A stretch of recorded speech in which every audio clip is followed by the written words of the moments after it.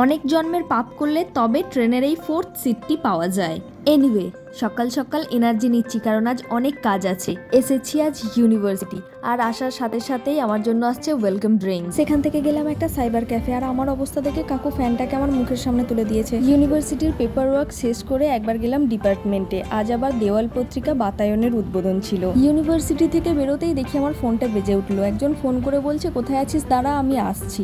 I am তো অবাক, এনার সাথে যে আমার দেখা হবে আমি সেটা কল্পনাও করিনি। আর এর ছবি তোলা জন্মে শেষ হয় না। আমার মনে হলো ওর ছবি তোলার থেকে হাঁসগুলোর ছবি তোলা বেটার। তারপরেও বেচারি আমার ব্যাগ বয়েছে। আর শিল্পার আহার রেস্টুরেন্ট খুঁজতে গিয়ে তো আমাদের নিজেদের আহারই মরে যাচ্ছিল, তাই রাস্তার ধারে বসেই আমরা একটু কাঙালি ভোজন করে নিলাম। জানি না আবার কবে দেখা হবে, আদেও দেখা হবে কিনা, তাই দুজনে এত এত ভালোবাসা বিনিময় করে ওকে টাটা করে আমি এবার আমার বাড়ির দিকে যাব।